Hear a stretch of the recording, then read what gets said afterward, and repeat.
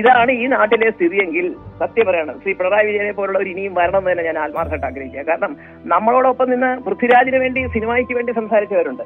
പക്ഷെ അദ്ദേഹം സിനിമ പോയി കണ്ടിട്ട് എനിക്ക് അദ്ദേഹത്തിന് പറഞ്ഞതനുസരിച്ച് വന്ന മെസ്സേജുകളുണ്ടല്ലോ, എനിക്കതൊക്കെ വാസ്തവത്തിൽ എനിക്ക് ഭയങ്കര അദ്ദേഹത്തിനോട് ഒരു തീർത്താൽ തീരാത്ത നന്ദിയുണ്ട്. കാരണം എന്റെ മോനൊരു കഴിവുള്ളവനാണ് എന്ന് സമ്മതിക്കാൻ മനസ്സ് കാണിച്ച ഒരു രാഷ്ട്രീയ നേതാവാണ് അദ്ദേഹം. വേറൊരാൾ പറയുന്നുണ്ട് നാളെ തൊട്ട് നിങ്ങൾ എംബാം ചെയ്ത എമ്പുരാൻ കാണുമെന്ന്. എനിക്കൊന്നേ പറയാനുള്ളൂ, എമ്പുരാനെ എംബാം ചെയ്യുമോ എന്തോരം ചെയ്തോട്ടെ, സ്വന്തം പാർട്ടി ആരും എംബാം ചെയ്യാതിരുന്നാൽ അവനവന് കൊള്ളാം. ശരിയാണ്. അതായത് സർക്കാരും മുഖ്യമന്ത്രിയും ആ സിനിമ കാണുകയും അതിനോട് അതിന്റെ പ്രതികരണം അറിയിച്ചു. അതുപോലെ എനിക്ക് നന്ദിയുണ്ട്. എന്തൊക്കെ പറഞ്ഞാലും ശരി, ഈ ചെറുപ്പകാലത്ത് ചോരത്തിളപ്പിൽ വല്ലതൊക്കെ പറഞ്ഞിട്ടുണ്ടെങ്കിൽ ഗണേശനെ എനിക്ക് 10 വയസ്സോട്ട് അറിയാം. ഗണേശന്റെ ഒരു മെസ്സേജ് ഉണ്ട് പടം കണ്ടിട്ട്, അതൊക്കെ വായിച്ചു കഴിയുമ്പോൾ നമുക്ക്, ഞാൻ അവരോടൊക്കെ പറഞ്ഞത് അത് അങ്ങനെയുള്ള സമയത്താണ്. പിന്നെ എന്നെ ഏറ്റവും അധികം ഞെട്ടിച്ച ഒരു സംഭവം ഞാൻ നിങ്ങളുടെ അടുത്ത് പറയാണ്.